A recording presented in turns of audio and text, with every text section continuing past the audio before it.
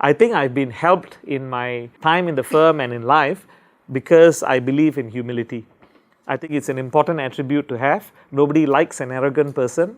People always can prefer a person who is humble, and it's a value that's instilled in me from a young age. So that actually, while it's underrated, I think has been extremely helpful for me. Having knowledge and having the intellect is one part of the equation. It's an important part, but it's not the sole driver of how you will do in work or in life. It is very important that you balance that by having the right EQ as well, and not just the IQ. And I think that has become even more of an important skill set in today's day and age. And some of us may be naturally shy, some may be more extroverted, doesn't matter. But the ability to engage, relate to people, and to be empathetic is actually a key skill. And I found that as I have spent time in this role, that becomes the number one challenge and the number one thing you need to do, because a lot of what I have to do now is to try to convince people and to influence and to get things done, as opposed to doing something that is technical in nature. So you have all this knowledge that you study at school and university, then you apply it initially, but as you progress within that, the application of that deep technical knowledge becomes less and less, because you are moving more into a management and supervisory role as well. So that role evolves. So as an experienced person, if you're going to apply for a job, very little part of it is how well do you know your technical job itself, because as an expectation you'd have mastered a certain level, but it's all these other management, leadership, relationship skills that become more important.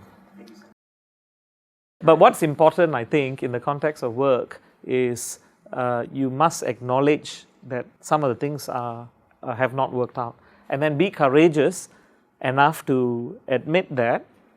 You don't have to go and publicly admit that, but you at least admit that by stopping something that you think isn't working and doing something that is different. And I think it's actually very difficult. And I can tell you, in a leadership role as well, it's difficult, because in a way you're admitting your own fallibility and your own weakness, right? But you have to do that, because in which area in life is all the decisions we make are the right thing. So there's no reason why it'll be different in any leadership context.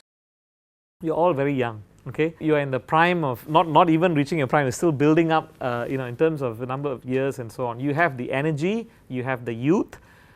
This is the time that you can balance a few things, and so you have to make some sacrifices. But you got to do that because it's going to help you in your latter part of your career and your life. So don't look back and say, I should have done this and I should have done that. So if you have to sacrifice a little bit of your party time because you have to do some studying for that 2 or 3 year period, please do so. It's important to set yourself medium-term goals. For me, my medium-term goal was to come in, settle in, and get 2 or 3 years of experience under my belt before I thought I would move out. But the other lesson, I think, is also to say never to anything, and don't shut yourself to the opportunities, and don't be so blinkered in one thing that you want to do. Your options open. You have your medium-term goals. You achieve those medium-term goals. Make sure you achieve those medium-term goals, and then reassess and say, what's my next goal? But it doesn't necessarily have to mean a particular course of action you have set all along, because things can change.